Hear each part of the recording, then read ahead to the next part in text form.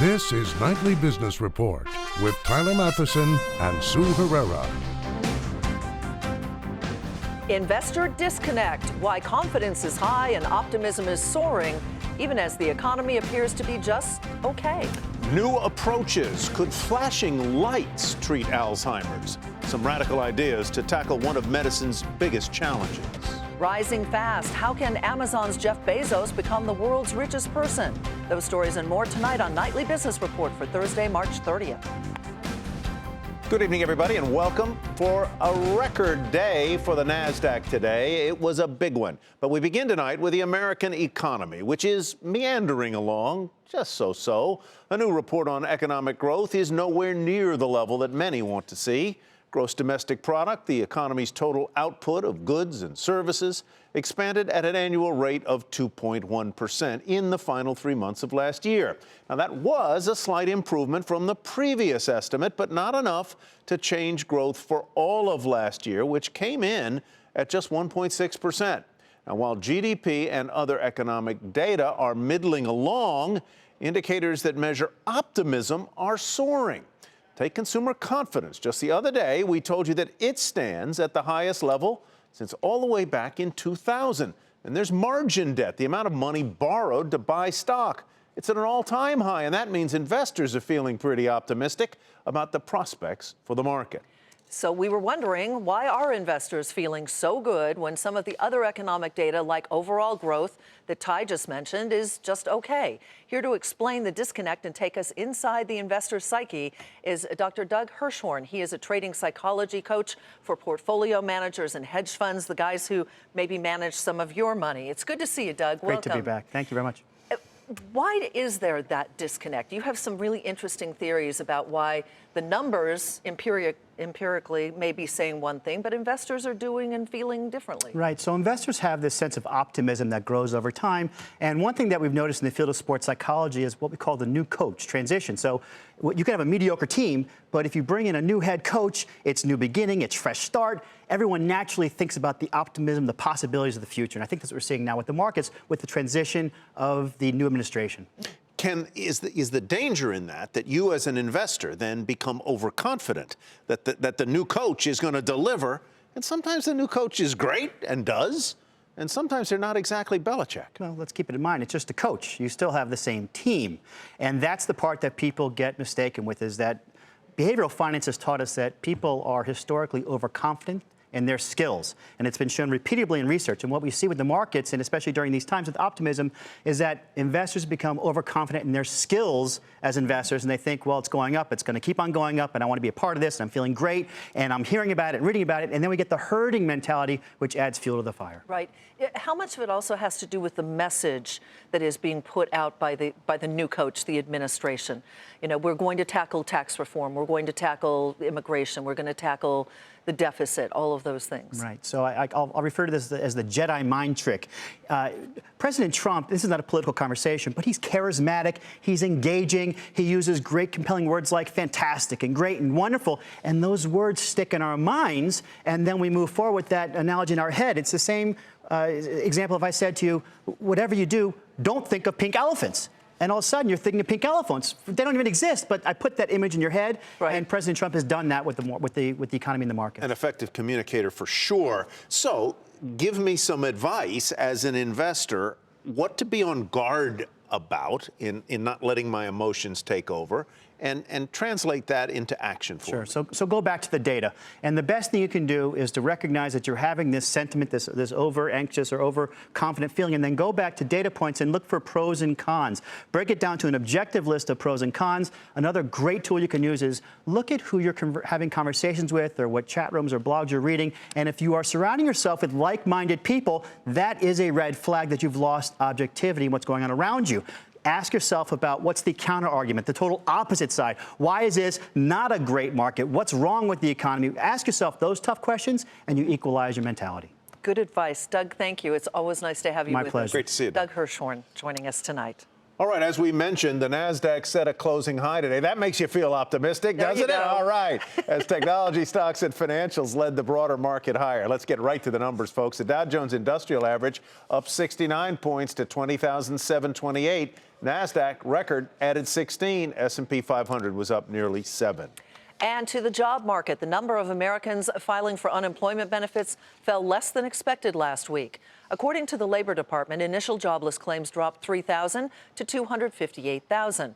Though the drop was less than expected, claims have been below 300,000 for the longest stretch since 1970. And of course, the labor market back then was much smaller. America's federal debt burden will hit a record over the next 3 decades if current policies are maintained. That, according to long-term projections from the nonpartisan Congressional Budget Office. The forecast says the debt held by the public will balloon to 150% of economic output by the year 2047. Most of the increase is projected to come from those entitlement programs, Social Security and Medicare. When it comes to trade, a draft memo shows that the Trump administration may take a much more conventional approach to negotiations and not the tough stance the president once called for. Ilan Mui is in Washington tonight. Ilan, the memo may be the first look at the president's plan. So what is the administration hoping to change when it eventually renegotiates NAFTA? Sue, this is really an outline of broad principles for what the administration wants to accomplish. Some of the things that are in that letter include leveling the playing field when it comes to tax treatment. It also includes potential tariffs that they could impose on imports from Mexico or Canada if those imports start to hurt American businesses. The goal of all of this is to shrink the trade deficit that the U.S. has with Mexico. So these are some of the big ideas that are in there, but the negotiations have yet to start, and we know the devil's always in the details. How does this draft letter, Elon, match up with what the president said or seemed to say on the campaign trail? Well, the president was very clear on the campaign trail. He said he wanted to rip up NAFTA, rip up this trade deal. This trade deal is not getting ripped up in this letter. It's being renegotiated. So what you're really seeing here is an evolution of America's trade stance rather than the revolution that the president had called for. Now, if the talks don't go well, we'll see what happens then. But right now, it's more of a phase-in than a wholesale rejection. As you mentioned, the talks haven't started yet, but is there a timeline for it? So the administration has to send a letter to Congress to notify lawmakers that it wants to begin those negotiations. Commerce Secretary Wilbur Ross was on CNBC earlier today, and he said that he hopes to send that letter to Congress by the Easter recess. And once that happens, there'll be a 90-day waiting period. And then Secretary Ross has also said that he believes the talks could be wrapped up within a year. So we'll see if that happens. Indeed, we will. Ilan, nice to see you again. As always, thanks for joining us. Thanks, Ilan Mui in Washington. Well, rumbling just beneath the market is Russia. Some call it a significant geopolitical risk to global stocks. And today, Jeff Cutmore had a chance to talk directly to the leader of that country, Vladimir Putin, while chairing a panel discussion at the International Arctic Forum in northern Russia. This Russian-organized International Arctic Forum is primarily about showcasing energy resources in the Arctic and showing Russian plans for developing this region whilst taking care of the environment. But while I had the opportunity to question the Russian president, I asked him about the ongoing investigation in the United States into whether Russia interfered with the US presidential election process. The president's answer, categorically, we did not. Ronald Reagan once, debating about taxes and addressing the Americans, said, "Watch my lips." He said no.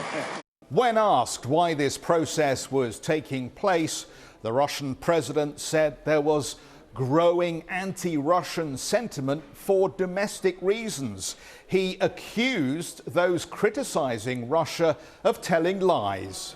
We perceive and regard the United States as a great power with which we want to establish a good partnership relations. All other things are fictional, illusory, and provocations, lies. All these are used for domestic American political agendas.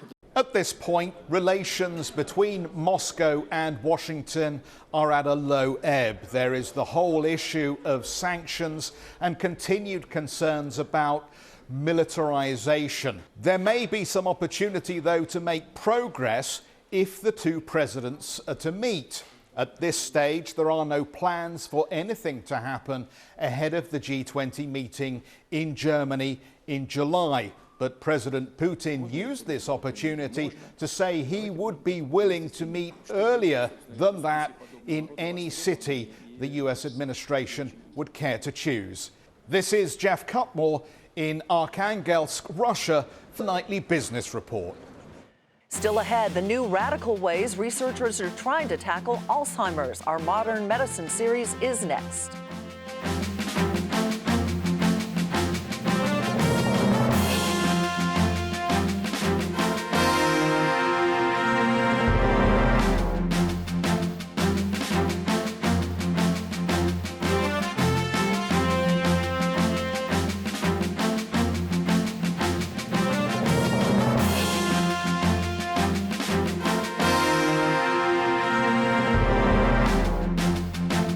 The best performing sector so far this year is technology. We talked about that yesterday. Today, with just one day left in the quarter, we take a look at the second best performing sector, healthcare. Bertha Coombs has our beat check. While the White House and Congress struggled to repeal Obamacare, investors didn't shy away from health care. The sector gained more than 8% this quarter, outperforming the overall market. Some of the biggest gainers, like insurer Centene, up 27%, stood a lot to lose from the GOP bill's Medicaid cuts. I think the rollback of coverage and the potential loss of coverage in obviously the most vulnerable, fragile population was a very difficult thing to stomach. Hospital stocks like Community Health surged even more. Short sellers betted heavily against the shares of the debt-laden hospital operator and Tenet Healthcare, its rivals, because they could see big losses if GOP Medicaid cutbacks are passed. But short sellers cashed out when the GOP bill failed, and the hospital sector rallied. For the management teams of these companies, now that the decisions they've made to deploy capital and to continue along the kinds of patient care initiatives that have been innovative, in part enabled by the ACA, all of those things can continue. Biopharma is also in the crosshairs for reform. The president has pledged to pursue drug price negotiations, but the sector has seen its best quarterly gain in 2 years. So is the market betting Republican reforms will stall long term? Not entirely. Mizuho's Cheryl Skolnick says part of the healthcare sector's gains are coming from investors betting that the Trump administration's other priority, tax and regulatory reform, will help push more profits to health firms' bottom lines. Still, Obamacare and reform will be a big theme again in the second quarter when insurers submit 2018 exchange rate plans. David Windley thinks Anthem may cut its overall participation. It is big in that they are the largest Blues license holder out there, but I think the trend is fairly well established. For now, with change still up in the air, analysts say it's business as usual for healthcare and it's individual company fundamentals that count. Bertha Coombs, Nightly Business Report. After decades of research, Alzheimer's is one of the biggest unanswered questions in medicine. 5 million Americans are currently thought to have the disease, and that number is expected to triple by 2050. As we reported yesterday, there is a debate within the medical community over the best way to target the disease. And tonight, as part of our Modern Medicine series, Meg Terrell looks at some new approaches to Alzheimer's. What goes wrong in the brain in Alzheimer's disease is one of the great mysteries of medicine. New research out of MIT may shed light on the problem.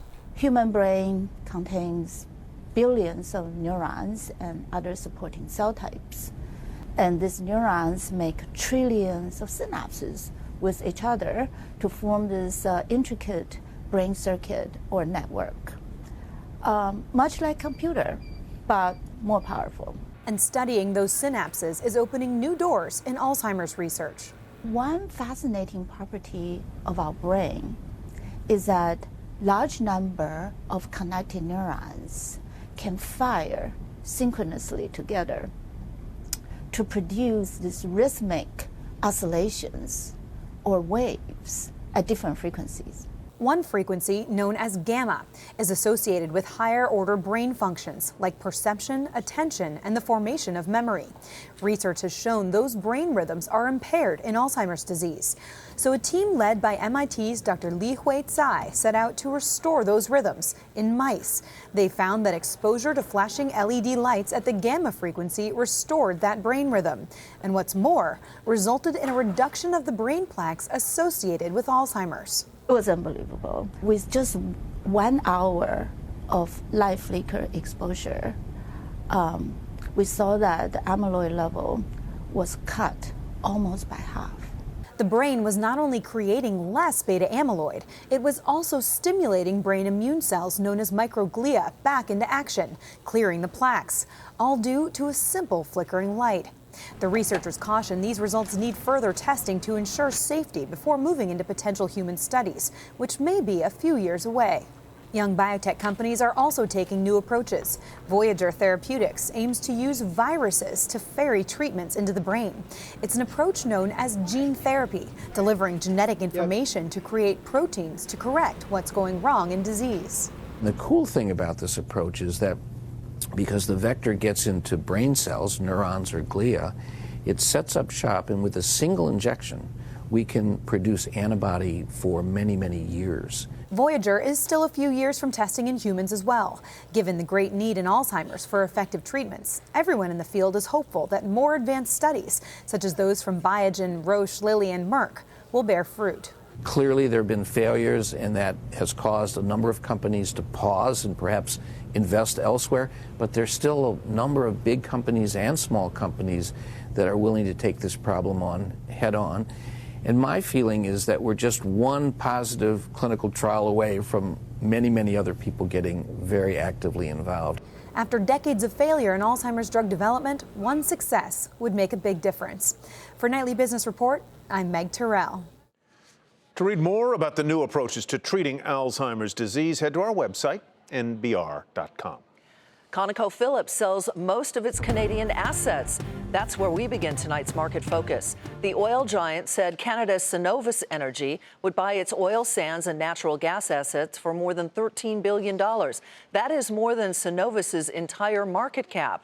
ConocoPhillips said the move will allow the company to trim debt and double its share repurchase program to $6 billion. Conoco shares jumped nearly 9% to $50, but Cenovus fell more than 13% to $11.29. Apparel and footwear company VF Corp unveiled its growth plans for the next couple of years. The distributor of brands including The North Face and Wrangler said it will reshape the company's brand portfolio and move towards a consumer and retail-centric model.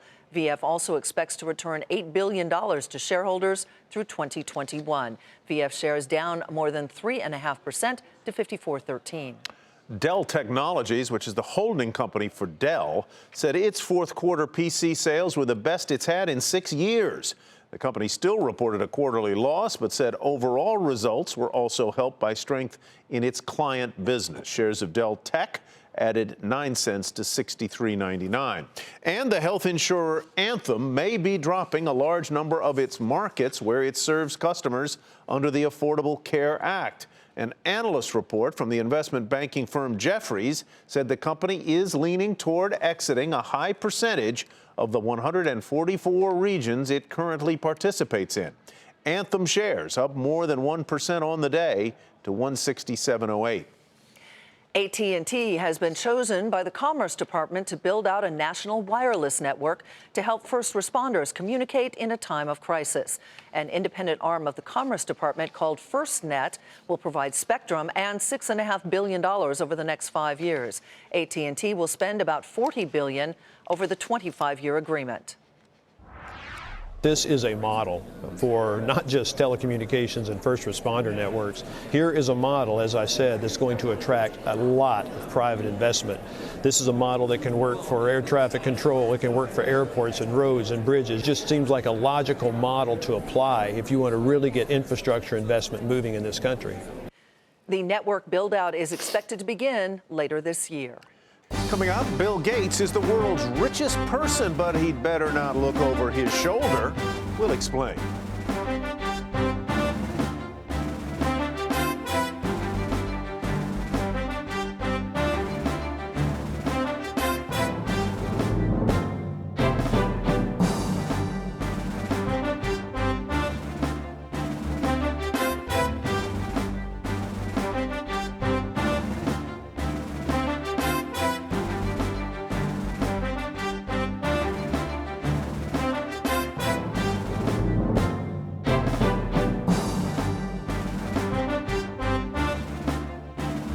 Emerging markets have been on a tear despite all of the trade saber rattling. Seema Modi here to explain what's been going on. And really, Seema, it has been almost all of the emerging markets have been doing quite well. That is exactly right, Tyler. It's been markets in Asia, Argentina, so broader Latin America, China too, joining the rally. And what's very interesting is that Wall Street was not expecting this outperformance from emerging markets because of this protectionist view from Washington, a potentially tougher stance on trade. Of course, these type of policies would impact emerging markets and their economies, but what we've seen is the exact opposite over the past couple of weeks, a softer stance on protectionism, a weaker dollar, which is also very beneficial to these emerging market nations that are sitting on a high level of dollar-denominated debt. So when you have a weaker dollar, that of course makes that debt easier to compensate for. We've also had a number of analysts on this program say that they're a little nervous that the U.S. market is getting a little frothy,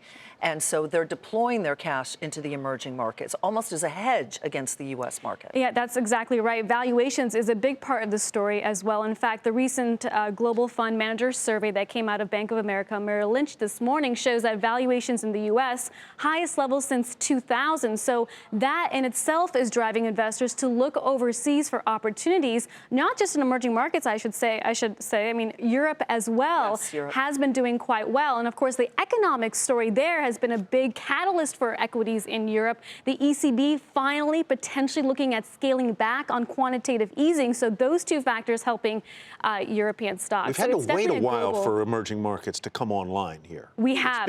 It's been a while. And they were hurt, of course, because many of them are commodity-based, right? Exactly, especially when you look at Latin America. They're so reliant on the price of oil and coal, and these commodities are finally coming back because China is playing a pivotal role there with their reforms. So that resurgence in commodity prices helping Latin American economies. And of course, the big question is if it can continue. Right.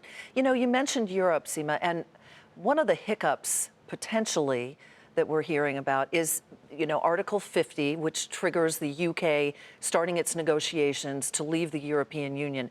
That 2-year timetable is now underway. Right. What is the possibility that can create some jitters because other countries are talking about leaving the EU? Scotland wants to stay in it. Right. But leave Great Britain. Right, exactly. The UK. There's just a lot of cross currents going on those particular topics. It's this political uncertainty that will likely be a cloud that sits over the UK for the next 2 years, to your point, Sue. And that, of course, is keeping a lot of investors on edge, or just simply saying, we're going to put that to the side and wait for a final confirmation on how this Brexit deal actually plays out. And then we'll figure out how to put our money to work in that country. But of course, the pound, just such a great example of the type of weakness that economists are projecting in the UK. The pound now at 123. I think it's a 5-year low. So that, of course, tells the story. And of course, that populist threat will be something that we'll be watching not just in the UK, but across Europe with France and Germany. Pivotal elections there. Well done, Seema. Thanks. Thank you. Seema Modi. Seema.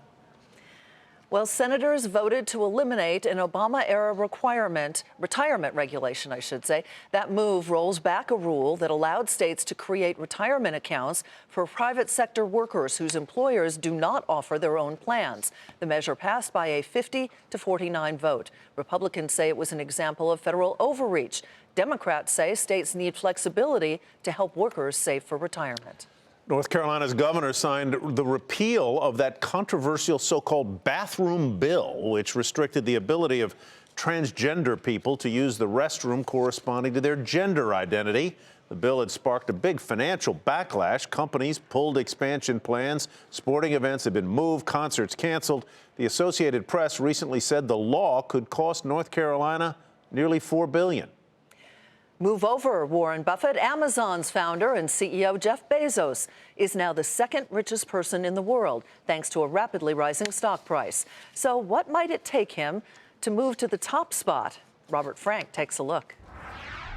Well, Bill Gates better watch his back. Jeff Bezos is on his way to becoming the richest man in the world. Amazon CEO just passed Warren Buffett to be number 2 on the world rich list. The surge in Amazon stock price over the past week has added $2.5 billion to Bezos' fortune. That makes him $700 million richer than Buffett. So here's how they all stack up. Gates has $86 billion, Bezos with $76, Buffett at $75. These numbers according to the Bloomberg Billionaires Index. Now, in the past year alone, Bezos has added $22 billion to his fortune. That works out to $60 million a day, or $42,000 per minute. Now, it's been a bit of a long ride for Bezos to get here. He made his debut on the Forbes list in 1998 after Amazon's IPO with a net worth of only $1.6 billion. By 2013, his net worth was $27 billion. All right, so what would it take for Bezos to be number 1 in the world? Well, assuming that Microsoft stock remains constant, Amazon stock would have to increase 13% for Bezos to top Gates' $86 billion. Now, Bill Gates has held the title of the world's richest man for 18 of the last 23 years. For our Nightly Business Report, I'm Robert Frank. And that is it for Nightly Business Report tonight. I'm Sue Herrera. Thanks for joining us. I don't get paid $42,000 a minute. No, I'm Tyler Matheson. Have a great evening, everybody. We'll see you tomorrow.